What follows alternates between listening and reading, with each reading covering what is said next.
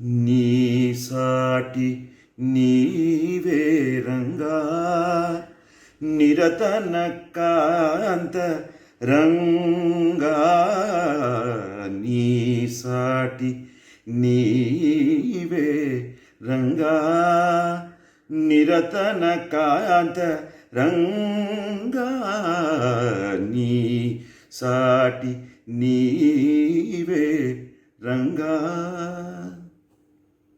Namaskaram. I'm very happy and honored to be part of the celebrating of the great Dr. Balamuralikrishna and his great, wonderful legacy of music that he has left behind for all of us. What I just sang is a snatch of his composition in a raga that he framed and called Chandrika, Ni Sati Nive Ranga. Where can one begin when one mentions Dr. Balamuralikrishna? We all know, as a child prodigy, as somebody who had composed in all the 72 Mela Kartas by the time he was 14 years old, who had mastered every aspect of Carnatic music, whether it be Shastra, whether it be Sahitya, whether it be musicology, whether it be composition, whether it be Manodharma. He was a master of everything. I will take this opportunity to share a few of my experiences, personal experiences with him, having had the great blessing to move personally with him and also accompany him on the violin on many occasions. The first time I saw Dr. Balamuralikrishna I remember I was probably 6 or 7. I had heard his music on the radio because I also started learning and playing the violin at a very young age.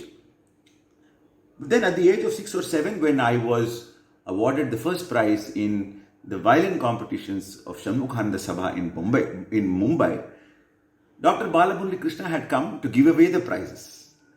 And that was the first time. I still have a photograph of him smiling at me and patting my shoulder when he gave the prize. That was my first encounter. Then a little later, when my father had written to Dr. Balamuralikrishna, Balamuralikrishna sir had sung a very beautiful composition, Sadatava Pada Sannidhim, in the Raga Shanmugapriya, his own composition, on a radio program. And my father liked the composition, I liked the composition, my mother also liked the composition. We wanted to get the words Sahitya, because in those times there are no Google searches, etc. So what best than, and he had not published his Sahitya at that time, even though he had composed hundreds of compositions. So my father wrote an inland letter to him, and within 1 week, prompt was the reply. Dr. Balamuralikrishna himself had in beautiful Devanagari script written down the entire Sahitya of the composition. And that was the second, interaction with him. Later on, once I began performing a lot and accompanying a lot of artists, I would have accompanied Dr. BMK over maybe about 25-30 times from the time I was probably 20 till when he passed away. 3-4 occasions which I remember very vividly. One was at the Tirupati Venkateshwara temple at Pittsburgh in the USA, and the man was so full of life. I got to spend a lot of time with him because I also toured with him for 4 concerts organized during that time. This was, I think, probably in the summer of 1991 or 92. But the concert in Pittsburgh at the Balaji temple there was memorable because it went on for about 4.5 hours, and the crowd was steaming. There were people standing in the hallways, and how wonderfully he sang, fulfilled every request of every fan of his. I remember that he was always music was just one of the things that he reveled in.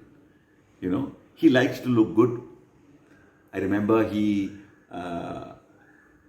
while he came to the venue, he was wearing a nice shirt, but then he had brought his kurta, silk kurta, and he wore it just about when he was about to go onto the stage.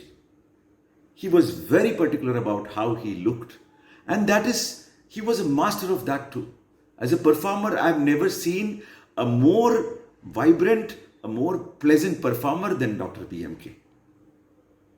You know, his smile, the way he used to look at his accompanists, both left and right, the way he used to connect with each member of the audience in the front rows. Amazing stagecraft, amazing stage presence. And he would be on the dot. You know, he would be raring from the first note itself. There is no problem of him having to settle down or his microphone not being at the optimum. His voice took care of everything. He didn't need to do audio tests because the voice was so complete and so perfect. And he had that art of conveying and projecting the voice into the microphone like none else. 3.5, 4 octaves range, and that too without batting an eyelid. I've never seen him not smile while singing. Even the toughest of Sangadis. And what speed and what virtuosity he used to sing. But never will there be any strain seen in his body language or facial expression. That was the mastery of the master. Later on, I accompanied him on a lot of, and he liked me a lot. He used to call me after some of my programs and congratulate me when he heard me on radio or saw me on TV, some program that I have played or I have sung, and he used to be very, very proud of me. He was very generous in his appreciation of all artists. I also remember very vividly a national program of music, All India Radio National Program of Music, and also a Doordarshan national program where he sang an Amrita Varshini, which I can never forget. And his flamboyance in his singing was part of his personality. Amrita Varshini it was raining down the notes, the swaras, the kriti, and his mastery over sahitya.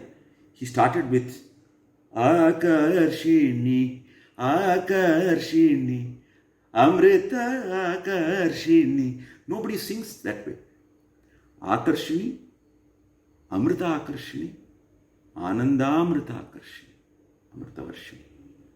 His knowledge of Sahitya and the way he used to convey the meaning, that even the person not very well trained in the languages will be able to get the meaning of it. Perfection in terms of Sahitya. Whether it be Sanskrit, Tamil or Telugu, he was a master of all. I remember that I will never forget that Amrita Varshini that he sang, and the brilliant cascade of dazzling Kalpana Swara that he did. Such a challenge for the main artist. Usually they say that instrumentalists can play faster than what the voice can do, but he was an exception. He can challenge even the fastest instrumentalist. Such was his virtuosity. I also remember lot of times we have spent discussing everything under the sun. He was one musician whom I liked to spend time with, because most musicians keep talking about Arabi and Todi and musical things, and this concert. But BMK sir was so full of life and so full of energy. He reveled in everything that life had to offer. Whether it be nature, or whether it be food, or whether it be travel, everything he reveled. So he was one of the people whom I loved spending time, because he would discuss other things other than music also. And I'm also slightly of that bent of mind, that usually musicians keep talking about music, and after a certain stage it can get a little boring. But with BMK sir, it was full of so many different, very vivacious moments of life. And he lived that way. He lived as a Rasika. He lived as Krishna. His life was a shining example of how one should be joyful in life. Even in his later years, when he was having certain issues with his health, I had gone and met him once, and he was the same old self, even though he knew the issues, the health problems that he was having in terms of mind and body. one of his last concerts in Mysore, he had called me and said, Sriram, can you come and play with me? In his typical deep baritone voice. I said, sure, sir. It will be such a great honor. So that was the last time I met him before he passed away. And this was probably one of his last concerts, public concerts. And I'm very gracious to the Lord to have been given this opportunity to be with him, spend so much time with him, learn so much from him. Even today, when I look, I was learning a composition on Anjaneya, in the raga Rasikapriya that he had composed. Thousands of compositions. And his compositions are so beautiful, so simple, and so unpretentious. It's as if the notes make themselves available to him. The raga yields to him. The poetry yields to him. His compositional process is not something which is worked at. It just flows through him. That is the magic of his compositions. So I keep learning his compositions. I keep listening to the perfection of his voice. I keep listening to how absolutely free and with so much of abandon he used to perform. No tightness, no nervousness, nothing. Another occasion when in Hampi, when there was a festival on the SAMPADA in Karnataka, I remember I presented 1 hour of Purandar compositions, and after my concert was BMK sir's. I referred to him as BMK sir many times. Balamuralikrishna is referred to by some people as BMK sir. So BMK sir's concert after mine, and I remember how nothing, no reference, no books, nothing.